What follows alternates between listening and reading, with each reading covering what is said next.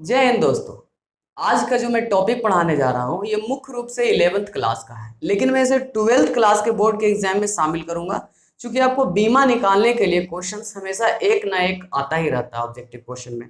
तो सबसे पहले हम जानेंगे कि बीमा होता है क्या। क्वेश्चंस क्या लिखा हुआ है, बीमाएं। तो पहले यहाँ पे ध्यान देंगे कि बीमा किसको कहते हैं या कहते किसको हैं। तो देखिए, फिजिक्स में जितनी भी भौतिक राशियां होती हैं, समझिए ध्यान से, फिजिक्स में जितनी भी भौतिक राशियां होती हैं उन सभी के मात्रकों को, मात्रकों क्या होता है, तो मात्रक यानी कि यूनिट। अब यूनिट किसको कहते हैं वो जरा सुनिए। फिजिकल क्वांटिटी यानी कि फिजिक्स में सभी भौतिक राशियों के लिए मापने के लिए एक नियत मान, मापने के लिए एक नियत मान की व्यवस्था की गई है। नियत कहने का मतलब हुआ फिक्स वैल्यू, वही फिक्स वैल्यू कहलाता है यूनिट। और यूनिट को ही पावर के टर्म में, कौन से पावर के टर्म में, m के पावर l के पावर t के पावर mlt के पावर के टर्म में लिखने की प्रक्रिया को हम लोग कहते हैं बीमा। इस लिखने की प्रक्रिया को क्या कहते हैं, बीमा कहते हैं।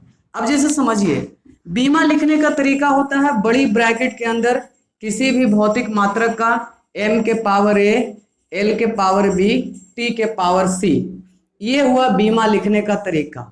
इस ब्रैकेट को कहते हैं हम बड़ी ब्रैकेट। इस ब्रैकेट को क्या बोलेंगे, बड़ी ब्रैकेट। ठीक है, एक बार फिर से समझेंगे, जो बोर्ड के एग्जाम के स्टूडेंट होंगे जरा ध्यान से समझिएगा।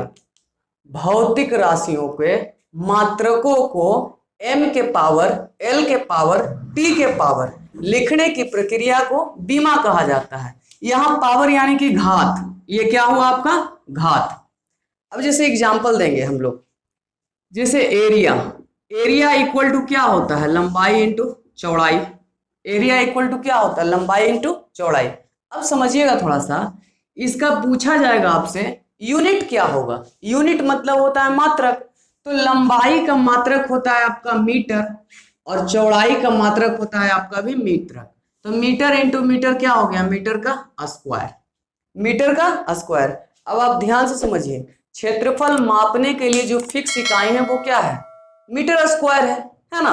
तो उस मीटर स्क्वायर को डायमेंशन लिखना है, तो इसको ये हो गया क्या, मात्रक। अब मात्रक को ऐसे लिखेंगे तो समझिएगा, m का मतलब होता है मास, l का मतलब होता है लेंथ और t का मतलब होता है टाइम। तो यानी कि मास, लेंथ, टाइम यानी mlt के पावर। इसके अलावा भी टेम्परेचर रहेगा तो k, विद्युत धारा रहेगा तो a।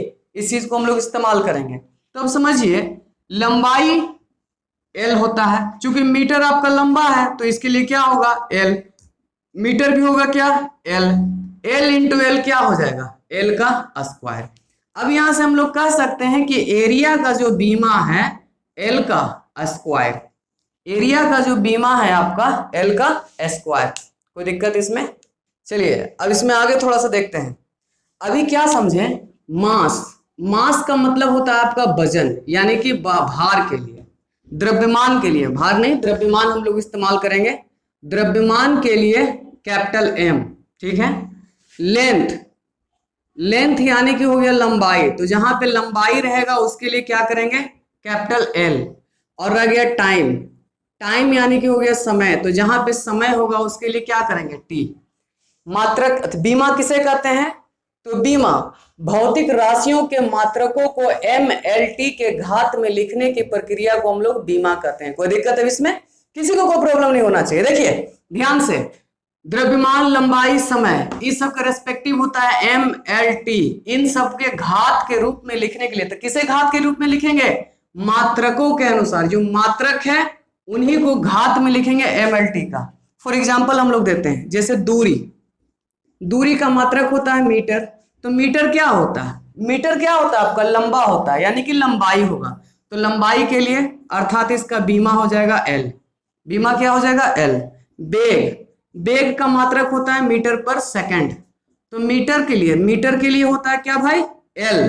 समय के लिए क्या होता है T, लेकिन ये बटा में है तो नीचे से ऊपर जाएगा तो इसके लिए -1 का इस्तेमाल।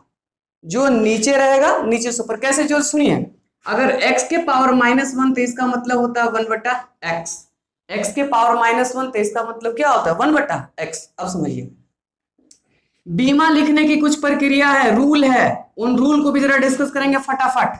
सबसे पहला नंबर, बीमा जब भी लिखा जाता है तो अंग्रेजी के कैपिटल लेटर्स में, कौन से लेटर में? कैपिटल लेटर में, स्मॉल लेटर में कभी बीमा नहीं होना चाहिए। नंबर 2, इसको मात्रक की कोई भी पद्धति रहे, एफपीएस रहे, सीजीएस रहे, एमकेएस रहे, एफपीएस रहे, सीजीएस रहे, एमकेएस रहे, इससे कोई मतलब नहीं। मात्रक की कोई वह मेथड रहता है, मेथड से इंडिपेंडेंट होगा, ठीक है।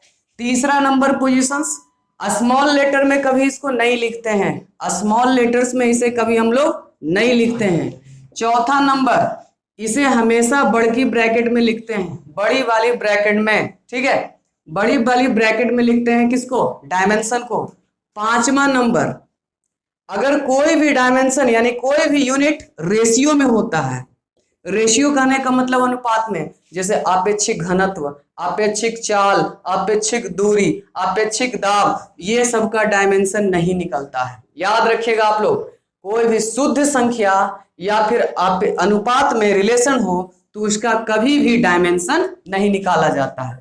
छठा नंबर, विभिन्न प्रकार के मात्रक जैसे सीजीएस मात्रक, एमकेएस मात्रक, इनकी अगर सत्यापित करना हो समीकरणों को तो डायमेंशन से ही सत्यापित किया जाता है, समझ गए? डायमेंशन के द्वारा ही दोनों रिलेशन निकाल सकते हैं सीजीएस और एमकेएस के बीच में। अगला फिर से सुनेंगे हम लोग। छठा नंबर देखिएगा आप लोग कि बीमा के विभिन्न समीकरणों के बीच सत्यापित किया जाता है, जिसे बीमीय समानता का नियम कहते हैं।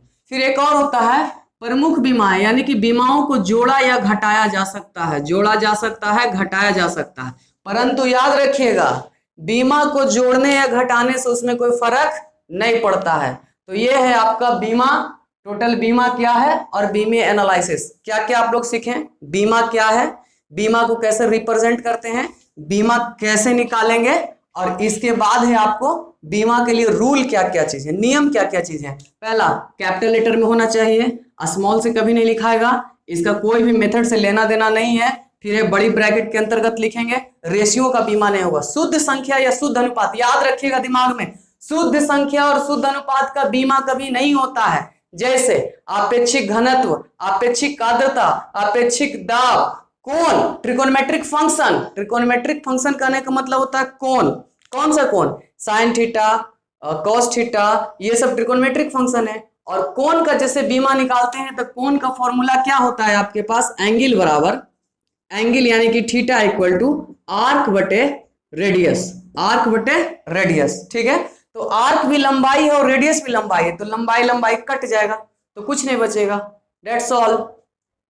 तो आज की क्लास यहाँ पे समाप्त होती है, और जो भी बोर्ड एग्जाम्स देने वाले हैं उनसे गुजारिश रहेगा कि वे प्रतिदिन रात 8 बजे से कॉपी किताब खोल के बैठिए। हमारा लाइव क्लास होता है रात 8 बजे से, और वहां पर आप कंटिन्यूटी क्लास लेते रहिए, चाहे 11th हो या 12th, दोनों के लिए क्लासेस काफी महत्वपूर्ण रहेगा। नए बच्चे से गुजारिश है अपने सारे ग्रुप में इसे शेयर कर दें। थैंक यू एंड जय हिंद।